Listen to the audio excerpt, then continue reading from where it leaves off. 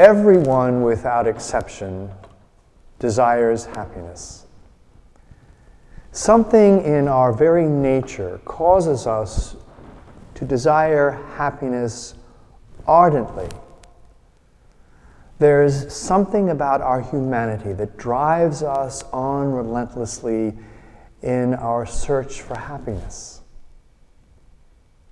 Certainly, a lovely color can satisfy the eye, or a beautiful song can please the ear.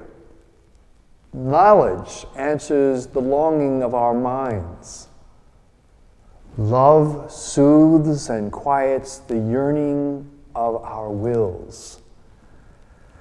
But happiness, and only happiness, can satisfy the whole person. In her desire to be happy, Mary was no different from you or me. But Mary had one advantage over us. She was absolutely convinced that God, and only God, could make her completely and perfectly happy. More than any other saint, she realized that nothing created, nothing material could give her lasting happiness. Consequently, she didn't waste precious time or energy like we often do, looking for happiness in all the wrong places. For her, the search for happiness was a search for God. Now, this doesn't mean that she despised the goods of this world. On the contrary, coming as they did from the creative hand of God, they could not help being good in themselves. Whether they were good for her would depend on their capacity to lead her closer to God. Each thing would have a greater or lesser value in proportion as it led her more quickly or more surely to the ultimate possession of God. Only in heaven would Mary be able to enjoy complete and perfect happiness. There, she would see God face to face.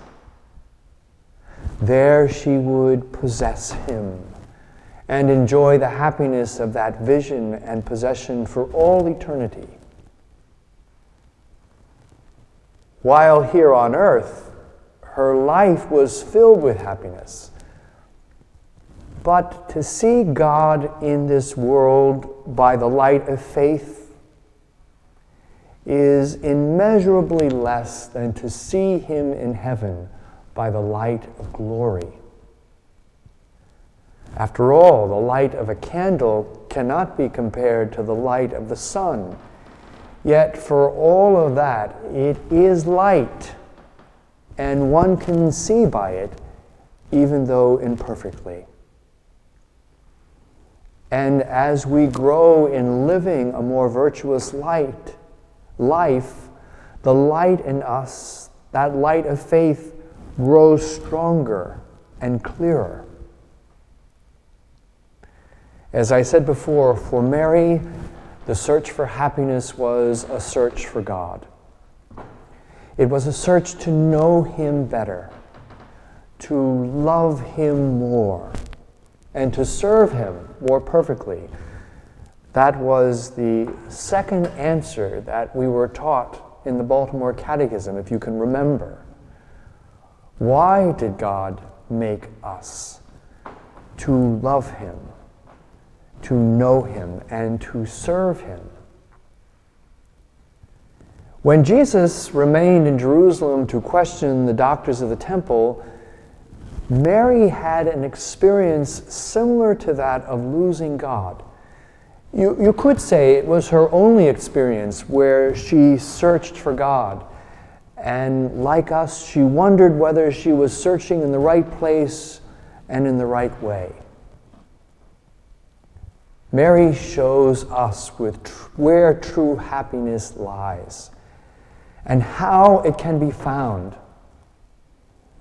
Only in God, Only in the knowledge and the love and the possession of God can we find complete and perfect happiness.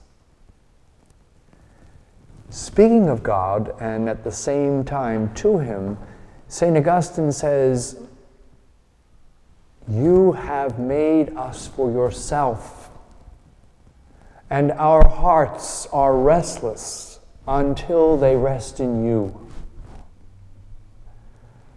What Augustine is saying is that our soul has a capacity for the infinite.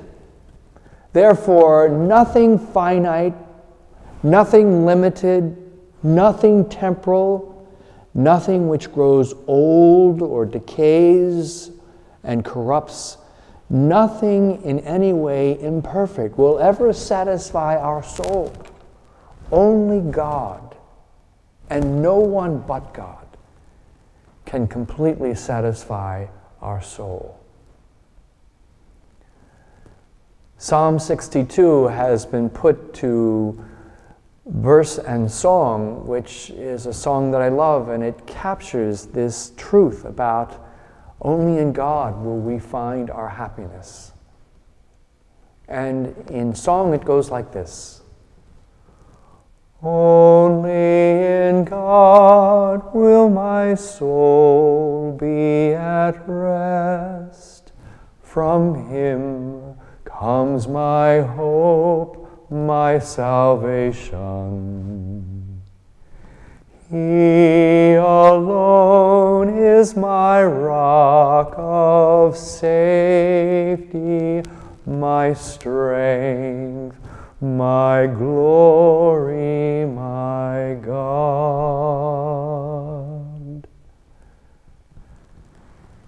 Ironically,